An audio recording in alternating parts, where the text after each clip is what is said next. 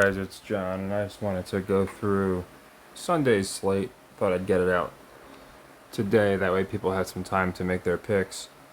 And then Saturday night, I'll post them on the Patreon for everyone on there. But basically, this time of year, I just use wrestling logic, WWE logic. And we missed the Bengals. That was unfortunate. They had it for a long while. There was actually hedge opportunity, but I usually don't hedge. Wind up regretting it, but another one of those games, just really kind of what I expect in the playoffs. Just kind of crazy comebacks and a lot of back and forth. But anyway, so we did miss that one. They got the cover, but I had them winning outright. Them losing does make me like a lot of my picks for Sunday that much more. The Jets being one of them. Again, there hasn't been a year that I can think of in the NFL where we were at like week 12, week 13, and essentially had our playoff teams, or even most of our playoff teams, established. There's a reason they have division games at the end of the year. That way they have stakes to them. The winner of that game can win the division or whatever the case may be. It just doesn't make sense to have all these teams basically out of the playoffs before they begin. But anyway, we had a good week last week. We finished 9-6 with the Bucks cover. They were getting 6.5. Of course, they just covered by a half point. Of course, I'll take it. But yeah, finished out the week strong. 0-1 technically this week with the Ravens Bengals loss. I think it's going to be a really good week though, just because of a lot of factors, mostly the playoffs. The first one here, I like the Giants to cover. I believe Germany's favorite team is the Giants. Like the Giants are pretty liked in Germany.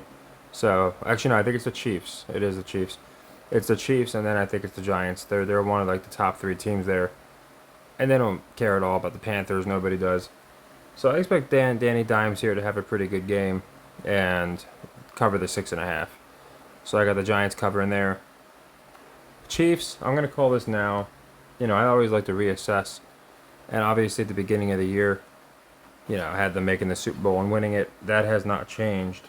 What has changed is just how they're treating the Chiefs. They remind me a lot of the Patriots when they went undefeated. What was it, back in 2007, something like that? And they went undefeated and they lost in the Super Bowl. But if you remember, Brady had a bunch of people to work with, kind of like Mahomes has this year. They were incredibly well coached with the best active coach in the NFL at the time. I think many would argue Andy Reid, just like Belichick was, right now is the best active head coach in the NFL. And then they also made a trade for a top receiver that you could argue is past his prime, but he put up his best numbers with the Patriots, that being Randy Moss. And now we have the Chiefs getting DeAndre Hopkins. So they're basically running the same 2007 Patriots script here. And I've had a few people tell me they think that means they're going to lose in the Super Bowl. I don't. I really don't. I actually think the Chiefs. But my prediction is they're going to go undefeated. I think they're going to go undefeated and be the first undefeated team of the modern era to win a Super Bowl, just because of how they're being positioned. And then, again, you can't really have a Mahomes versus Brady GOAT argument. Even if Mahomes won like 3-4 more Super Bowls, Brady's got him beat. And he's going to have him beat on numbers too, just because I don't think Mahomes is going to go that long. But if Mahomes pulls off a three-peat, that changes everything. It's the same reason people look at Michael Jordan differently than Kareem.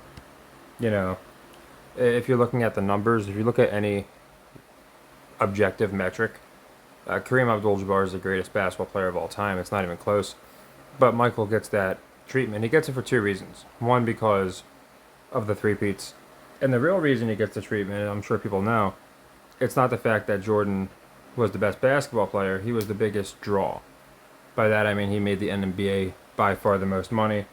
And when you throw in Nike, that's why the media doesn't accept anything except Michael Jordan's the greatest. And they want that for Pat.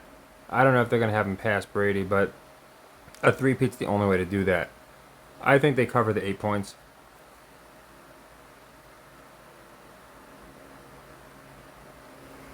I said this weeks ago. The Broncos, a little start to the season was not going to last. They're not a team that anybody cares to see in the playoffs. So they'll drop to 5-5. Again, leaving the window open for teams like the Jets, where, again, a couple weeks ago people thought it was an impossibility. Now it's really not, because you're going to have teams like the Broncos, in my opinion, just start losing. So I'll take the Chiefs for the cover. Steelers, Commanders. This one could go either way. Just because the Bengals lost, I like the Commanders a little bit more. Because in the NFC, and we have the Eagles playing the Cowboys, so that's obviously going to be for the wild card. And one of those teams could still win the division, but most likely Commanders take it. But I think if the Steelers win, it just, again, it kind of closes the path for the Bengals. I still think the Bengals can make a run. The same thing with the Jets. And they'll only be 2 games out if the Steelers lose. If the Steelers win, it's going to be really tough. So I think just for, again, ratings purposes, things like that, I like the Commanders here. I'll take them for the cover, -2.5. Vikings, Jags. This might be the last week I do this, because if they win after this week, then I might have to concede. At the least, they're going to get a wild card spot. But I really think they're going to leave it open for when the Vikings play the Bears twice, they play the Packers again, for the Vikings to go on a little bit of a tailspin. I don't think the Jags are necessarily doing anything. Like I said before, I like the prospect of the Jags getting the first overall pick in the draft because they're going to London, and then they can really have a lot of hype. Anytime you go to a new stadium, the team suddenly starts playing amazing. So anyway, I think this game in particular, though, I'm going to take the Jags to win outright. I should go with the cover because they should probably easily cover. And at home to be almost 7-point underdogs does reveal a lot. But I'm going to take them to win. I think it keeps the NFC North close and the NFC close in general. And you can even say the Jags would still be in it, but the Jags are not going to do anything this year. Like, I have a much different opinion on the Bengals and Jets than I do the Jags. Falcons, Saints. I'll go with the Saints for the cover. Anytime these two teams play, it seems to be a pretty close game. Saints could definitely win because, again, if the Falcons win, it almost becomes a runaway in the NFC South. Whereas if the Saints win, especially if the Bucs win as well, which I'm not sure they're going to, but if the Saints win, and even if the Bucs don't, the Falcons are still only 2 games up with a bunch of divisional matchups left. Whereas, again, if the Falcons win, it's kind of like the Steelers winning here. It becomes, they wouldn't really run away, but it would make it a lot less competitive down the road for other teams that might have a chance of eking into the playoffs. So I'll take the Saints. I'm going to take the 3.5 points, though. So that if they lose by 3, we get the win. Niners, Bucks. This one's an interesting one because I could see them pushing the story of the Niners having a down year. Maybe they don't get in the playoffs. But right now the Cardinals are leading the division, so that's pretty funny.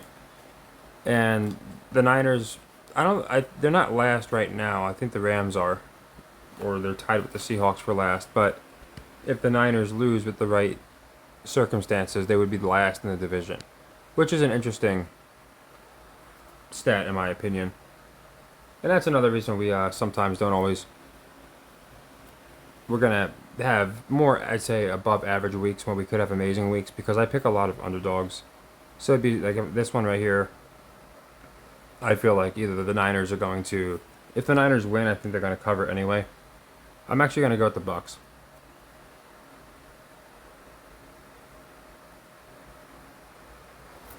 They're missing some stars, and I don't think anyone's going to be on them. They kept it close with the Chiefs. They love Baker. So I just think the Bucks make sense here. And again, it makes it interesting for not only the NFC South, but it makes the NFC West really interesting too. So I'm going to take the Bucks here straight up to win. Bills, Colts. This is another one. The Bills have been getting me all year because they play these scrub teams, and they're only like 3-4 point favorites, and it just doesn't make sense to me. But every time I pick against them, they win, and they easily cover. So it could just be a fallacy I'm falling into, but one more time, I'm going to fade the Bills. But I'm going to take the points here.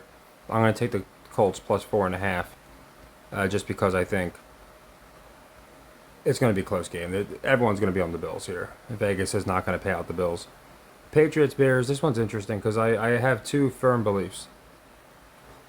One of them is that the Bears will indeed make the playoffs, and my other belief is they're going to fire their coach. So it's kind of which one do I believe in more, right? And it's kind of hard at this point for both to happen because if they're winning, they're not going to fire them.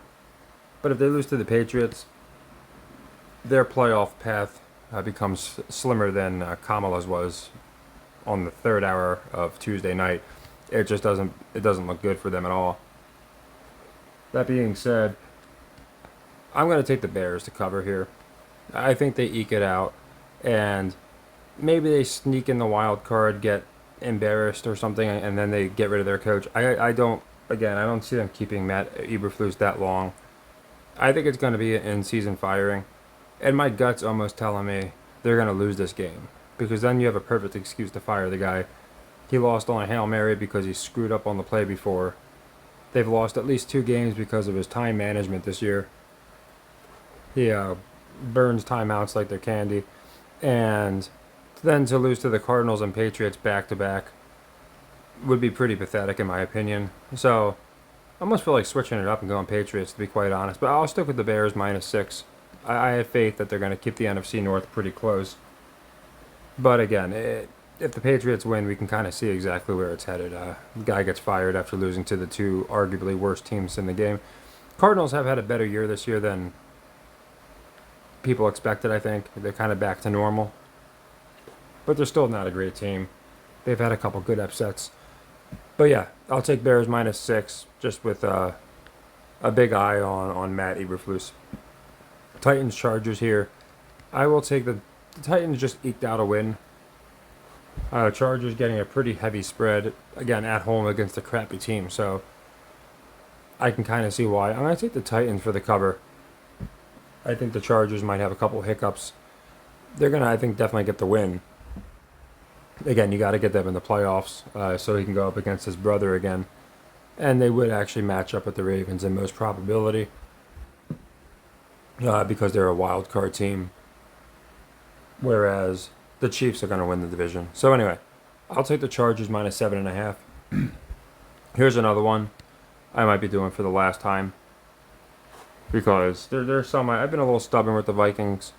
Been a little stubborn with the Bengals. Fading the Vikings. Taking them to lose. Taking the Bengals to win. And the Cowboys. I've been picking them a lot and they've been losing. I'm taking them again, straight up. And again, we're looking at almost a 3-1 dog here. So, of course, it's safer to take the points, but I'm looking at the narrative. And last time Dak got hurt, Rush came in and what was he, 4-0 or something? He played pretty darn well. This could be their way of just getting Dak out. He might not be cutting it. I think a lot of these teams do that with quarterbacks. If you look at these quarterbacks, Tua is a great example. Like, he'll get injured, quote injured. If you watched his first ever injury, it was just nonsense. Before it even happened, the announcers were talking about how he looked different, all these different things. Then he gets weakly tackled to the ground, and then if you watch, he actually takes his own helmet and slams it into the turf. And that was his first, quote, concussion. But anyway, you've seen it with the Niners. They had Jimmy Garoppolo, and then they changed it up with Yance, and then they changed it up with Darnold, who's now on the Vikings. And now they got Purdy, and Purdy seems to be the best draw. And by draw, I mean makes them the most money, sells the most jerseys.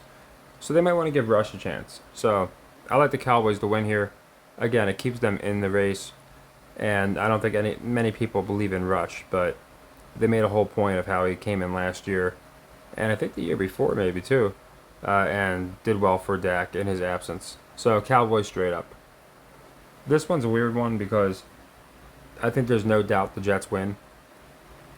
And I get that they're on the road, but I thought they'd be like -3 here or something, even though the Cardinals have a better record. I don't think they're the better team.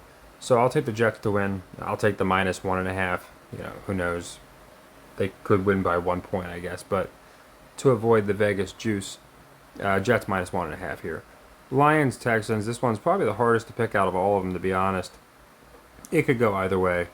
I do think the Lions, the only runaway that I see, actually, I see a runaway on both sides. But the Ravens, it's going to be a little harder for the Chiefs to completely run away. Although, like I said, I think they are going undefeated. But on the NFC side, with the Lions, I think they're gonna secure that first seed pretty early on. I don't think the Commanders are going to be getting it. And you're in Houston, and it's 3.5 point favorites to the Lions. I thought this would be like a dead even pick 'em. Makes me think a lot of people are going to be on Houston plus 160. So this could definitely be a clip game. Obviously, by that I mean a game where Detroit wins by exactly 3 points, meaning we would not cover. They do that a lot. But I'm going to gamble and take the cover anyway. The Lions minus 3.5. And I might as well cover Monday night. I'm going to just go with the Dolphins. Just because I don't think people are going to be on them with the uncertainty with Tua. The Rams are looking pretty good. They're at home. The one narrative, if you look at Tua's road record, it's abysmal. He's really bad on the road. That's more so in the cold, so it's not going to factor in too much here. But he sucks on the road. So, yeah, I don't think anyone's going to be on Miami, so I got the Dolphins winning this game outright. So this week, our win-to-loss percentage might not be like anything crazy. If it is, it's pretty darn impressive because I think on at least like 4 games we have heavy underdogs winning. The Bucks at 2.3 to 1. We have them winning as a dog. We got the Cowboys winning as a dog at plus 270. And a couple others are like barely dogs, but I got them winning. I thought there was one more in here. Oh, Jacksonville. So yeah, a couple pretty heavy dogs. Almost full touchdown underdogs, which, again, more often that's why you're getting such good odds on them. But in these cases, I like these teams. That's why I'm taking them to win versus to cover. And then in some other cases, like the Colts, the Bills might eke it out, but I think the Colts definitely cover. And don't forget, it's Joe Flacco playing. I believe he played for Buffalo for a while, didn't he? I think it was the Ravens, then he went to the Bills. I could be wrong. But, yeah, I think the Colts go ahead and cover this one. And, yeah, Bears, they should be interesting because, again, losing to the Cardinals and Pats, where this team definitely should be right now, in my opinion, 5-3, and then going 6-3. And they don't. I think that has to fall on the coach. You can't really put it on Caleb. You can't put it on the defense. They're playing amazing. You can only really put it on the and he. That's the thing with a lot of these coaches. I think he's a perfect guy, like Rex Ryan was, to be a defensive coordinator somewhere. I just don't think he's gonna be doing much as far as the Bears as a head coach. So yeah, I have my eyes on the Jets, a little bit on the Jags, just because the Jags kind of serves twofold. Again, it kind of keeps them in it, even though I think they're going to finish terribly this season. But it also, again, it makes it where the Vikings aren't the second runaway in the NFC North. You'll have the Lions run away with the division, but I think they want to keep it where you got the Packers, who I think are on a bye week, Bears, and Vikings all fighting for that wild card spot. Same reason I got the Cowboys winning. So, we'll see what happens. I think it'll be a good day, especially because I think of the underdogs we picked, I think we might catch 2 of them. And even if we only catch 1 of them, between the other games, as long as we have it, even like we had a week last week, 9-6, we'll have a profitable week. So take care and happy earnings.